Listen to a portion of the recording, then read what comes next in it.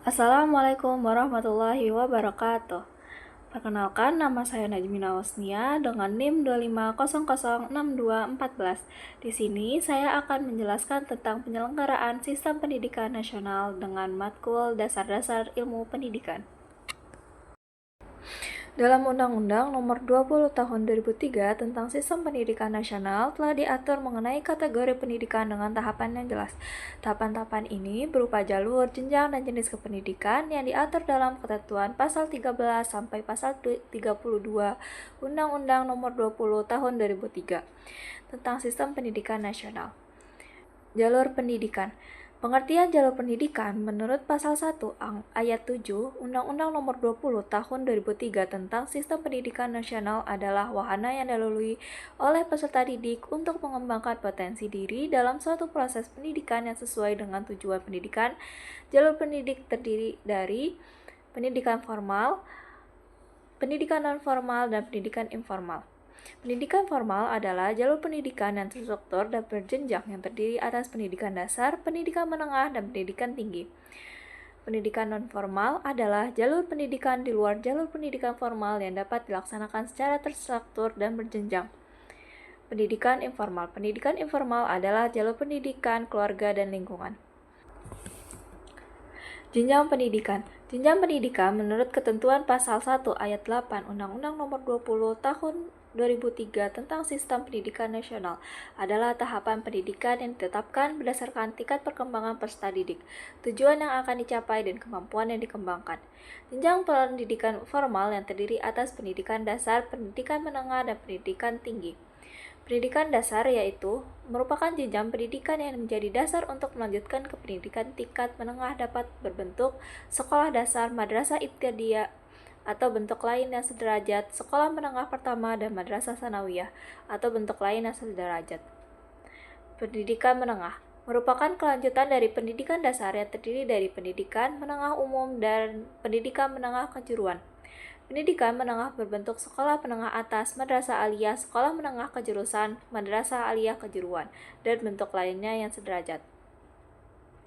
Pendidikan tinggi merupakan jenjang pendidikan setelah pendidikan menengah yang mencakup program pendidikan diploma, sarjana, magister, spesialis, dan doktor yang diselenggarakan oleh perguruan tinggi. Jenis pendidikan. Jenis pendidikan menurut ketentuan pasal 1 ayat 9 Undang-Undang Nomor 20 Tahun 2003 tentang Sistem Pendidikan Nasional adalah kelompok yang didasarkan pada kekhususan tujuan pendidikan suatu satuan pendidikan.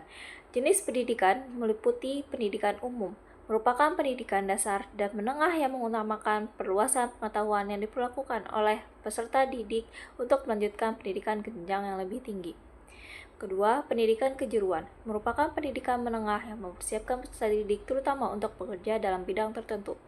Yang ketiga, pendidikan akademik merupakan pendidikan tinggi program sarjana dan pasca sarjana yang diarahkan terutama pada penguasaan disiplin ilmu pengetahuan tertentu. 4. Pendidikan profesi merupakan pendidikan tinggi setelah program sarjana yang mempersiapkan peserta didik untuk memiliki pekerjaan dengan persyaratan keahlian khusus. Kelima, pendidikan vokasi merupakan pendidikan tinggi yang mempersiapkan peserta didik untuk memiliki pekerjaan dengan keahlian terapan tertentu maksimal setara dengan program sarjana.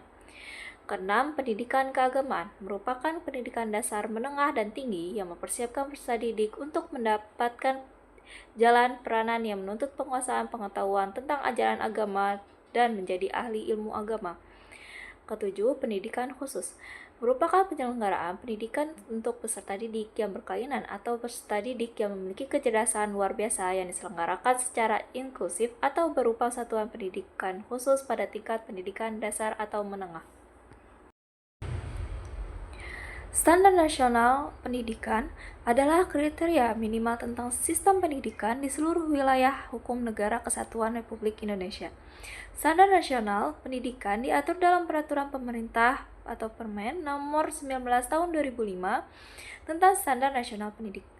Dalam Permen tersebut, Standar Nasional Pendidikan diartikan sebagai kriteria minimal tentang sistem pendidikan di seluruh wilayah hukum Negara Kesatuan Republik Indonesia. Standar Nasional Pendidikan berfungsi sebagai dasar dalam pencernaan, pelaksanaan, dan pengawasan pendidikan dalam rangka mewujudkan pendidikan nasional yang bermutu.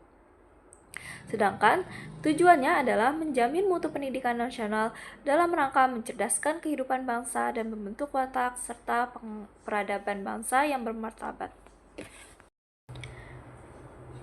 Jadi, kesimpulan yang dapat kita ambil adalah penerapan prinsip standar nasional pendidikan menjadi landasan penting dalam meningkatkan mutu pendidikan nasional.